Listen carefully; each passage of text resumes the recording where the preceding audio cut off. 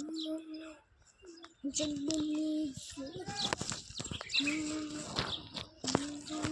मिर्ची के पेड़ देख लेना नीचे, ये पेड़ है तो मिर्ची के पेड़ को तोड़ दिया ना।